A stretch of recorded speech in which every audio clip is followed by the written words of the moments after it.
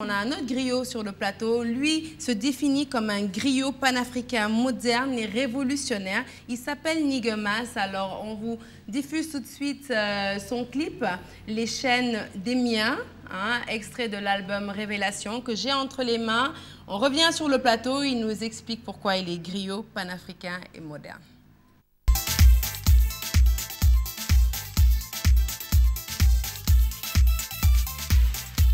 Rebonsoir à Nigemas qui est avec nous sur le plateau. Bonsoir. Qui se définit comme un afro-parleur. C'est quoi un afro-parleur? Alors, un afro-parleur, c'est celui qui parle sur un style rythmé, sur les rythmes africains.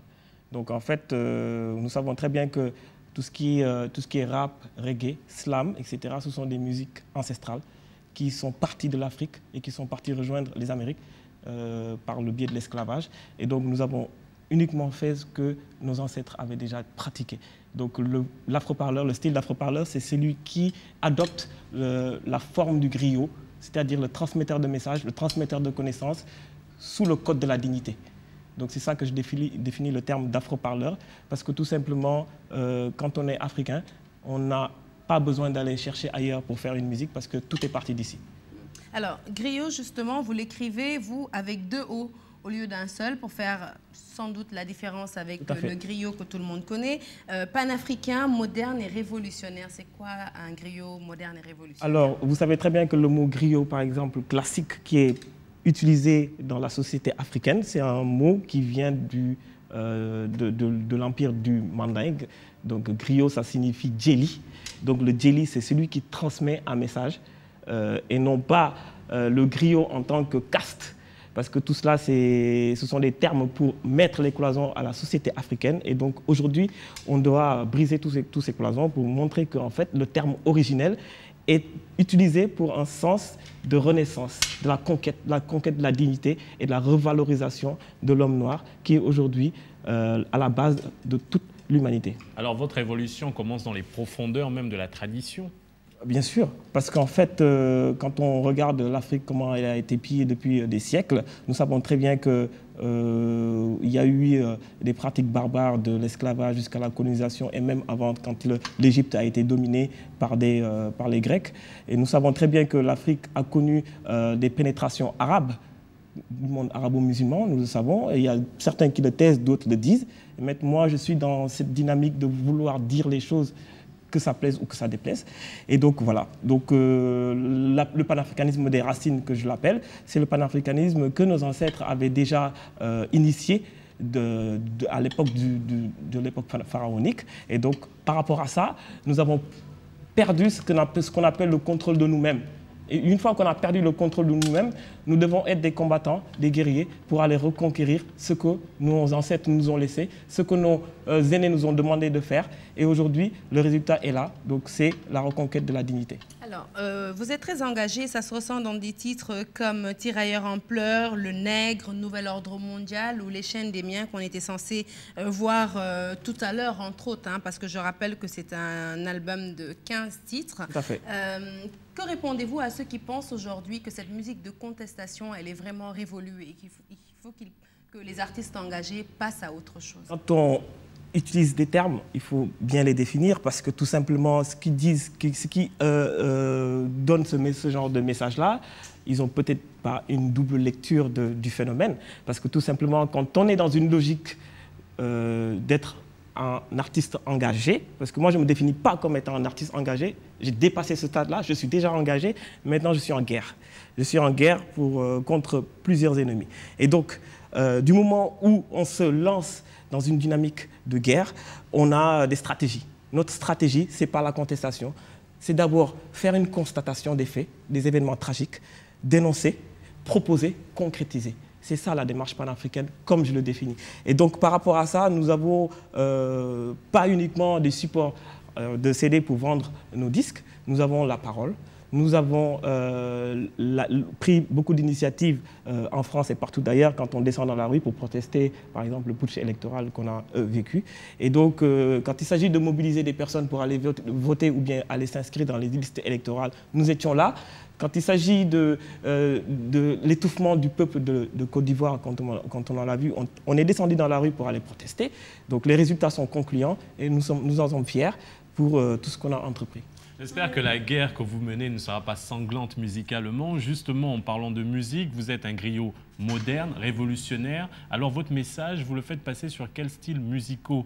On retourne au traditionnel ou on essaye de faire une chose tradie moderne sans pour autant perdre ses origines? Donc en fait, je suis connecté directement à la source, c'est-à-dire que quand il s'agit de créer une musique, un morceau où j'ai une inspiration, la base, le socle, ce que veut dire le socle, le siège qui ressort le battement du cœur de la musique est un support traditionnel. Vous le verrez dans toutes les musiques.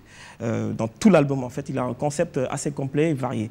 Et donc, j'ai utilisé des instruments qui sont historiquement riches, tels que le khalam. Les gens, ils parlent de khalam, Samba Diawara et Samb, mais il est bien d'aller approfondir ce terme. Le khalam, il est décomposé en deux mots, il vient de kellam, donc un instrument qui date de 5000 ans avant Jésus-Christ, qui est venu directement de l'Égypte antique. Et donc, ce sont des instruments qui sont africains. Et donc, ce sont des instruments qui, aujourd'hui, doivent être le support, le socle de toute la musique africaine. Et donc, par rapport à ça, on a aussi d'autres instruments tels que la kora. Moi, j'ai utilisé les flûtes peul, par exemple. J'ai utilisé les djum-djum, les percussions sud-africaines. J'ai utilisé les sabars. Donc, j'ai utilisé un ensemble de mélanges qui restent, comment dirais-je, connectés directement à l'inspiration de ma musique. Alors, vous vivez entre Sénégal et Paris. Par rapport à votre engagement, vous ne jugez pas qu'il était peut-être plus logique de rester ici dans votre pays pour mieux vivre le quotidien des populations afin de mieux le décrire dans votre album? C'est vrai, il est tout à fait normal et logique selon les codes de la société, mais il s'est trouvé que ce sont des personnages qui se sont levés pour créer le panafricanisme. Il s'agit de 4 personnes. Donc il s'agit de Antonio Firmin, Benotto Sylvain, Henri Sylvester William, Marcus Garvey. Donc ce sont des gens qui n'étaient physiquement pas en Afrique. Et donc par rapport à ça... Mais c'est bien que ceux qui prennent la relève soient en Afrique, non? Vous ne croyez pas? Tout dépend. En fait, c'est relatif parce que tout simplement, quand on sait que ce sont des personnes qui ont réussi à réunir 3 millions de personnes sous le code de ce qu'on appelle la Renaissance africaine, donc il s'agit de travailler en symbiose avec ce qu'on appelle les afrodescendants qui sont en Guadeloupe, en Martinique, en Trinidad, au Brésil, partout où on trouve des populations noires. Et donc par rapport à ça, nous sommes basés en France, c'est vrai. On a un travail de conscientisation à faire pour le peuple africain en France, des gens qui sont nés et qui sont complètement déracinés. Il nous arrive d'aller les rejoindre et leur montrer que l'Afrique est une grande civilisation parce qu'on leur a dit que nous avons vendu ce qu'on appelle les Antillais qui sont actuellement déportés. Et donc, c'est une série de falsifications historiques qui abreuvent aujourd'hui ces personnes, ces enfants qui sont issus de l'immigration. Et donc, aujourd'hui, nous, étant africains, avons une double culture, si je peux me permettre, de vouloir en fait aller rejoindre ces afrodescendants et le ramener à la réalité. Avant de reparler de l'album, tout à fait autre chose, puisque vous dites que vous avez participé activement à l'alternance, à la deuxième alternance générationnelle que nous avons subie récemment, justement. Quelle appréciation faites-vous de cette alternance? Donc, j'ai participé, je vais juste en rajouter quelque chose, j'ai participé de manière très active. Donc, à la période électorale, j'ai été amené à aller mobiliser les gens. Et donc, jusqu'à l'élection présidentielle, où j'ai été arraché même dans un bureau de vote pour aller surveiller le décompte de certains bureaux. Donc ça, ce sont des choses concrètes. Et par rapport à ça, je disais donc qu'il fallait aujourd'hui travailler en symbiose aussi avec l'État actuel. Parce que tout simplement, le président, il vient d'être élu, c'est quelque chose qu'on doit applaudir avec beaucoup d'attention, en sachant que le président actuel a montré qu'il fallait l'aider sur certains plans. Il a lancé des sujets avant sa campagne électorale. Et donc, nous l'attendons pour qu'il tienne ses promesses. Et donc, j'applaudis aussi le peuple sénégalais qui a fait preuve de maturité en montrant que le Sénégal est un grand peuple démocratique. Et j'aurais souhaité que la démocratie soit dans le code du continent noir, c'est-à-dire le paradigme que nous sommes en train de créer, qui est la maticratie. On en parlera une prochaine fois parce que malheureusement on n'a plus trop de temps, n'est-ce pas? On revient à l'album côté promo. Enfin. Oui, Gaëlle, juste parce que je vais clôturer oui, là. Bien sûr. En fait, oulala, j'ai entendu beaucoup de choses. Vous parlez vraiment beaucoup, c'est vrai. Vous êtes un afro-parleur. C'est un griot pan-africain. Un vrai Africain qui sait parler, ça c'est sûr. Donc vous avez parlé tout à l'heure de panafricanisme et de certaines stratégies. Moi j'aimerais juste savoir, parce que la musique, enfin, si on considère que c'est vraiment votre outil hein, pour passer votre message. Hein. Ce n'est pas accessoire, c'est vraiment l'outil. La concrétisation, en fait, c'est-à-dire après avoir dénoncé, après avoir proposé, maintenant concrètement, qu'est-ce qu'on fait? Ça se traduit comment avec votre musique? J'aimerais savoir comment, avec la musique, on peut vraiment proposer des choses concrètes et les voir prendre forme. Par exemple, l'éducation, dans le milieu éducatif, on propose de réécrire l'histoire sur la base de la vérité, sur la base de la documentation scientifique, en donnant les éléments qui sont vérifiés et qui sont attestés par des historiens authentiques. Pas ceux qui enseignent la haine entre les autres, mais ceux qui enseignent la vérité, c'est-à-dire d'où la connaissance profonde de l'histoire de l'Afrique, et l'écrire sur la base du dialogue avec les Africains et surtout avec les historiens qui sont désireux d'avoir le continent s'élever. Alors, on revient à la promo. J'ai juste une petite question. On a d'autres invités, c'est bon. Juste une question. Tout à l'heure, viens de se réveiller comme par hasard. Non, mais depuis tout à l'heure, je voulais parler, on m'a interrompu. Bon, mais il faut savoir se battre sur ce plateau. Alors, ça se passe. Non, c'est par rapport à, justement, vous avez parlé des historiens, Gaëlle a posé une question très intéressante. Maintenant, moi, j'aimerais savoir si les personnes que vous ciblez vous écoutent vraiment par rapport aux solutions que vous proposez. Est-ce que vous avez le sentiment d'être compris et que ça, il y a des changements? Est-ce que vous leur donnez carrément votre album pour les obliger à écouter? Je ne donne pas d'album. Les gens, aujourd'hui... Il est là pour l'album son album.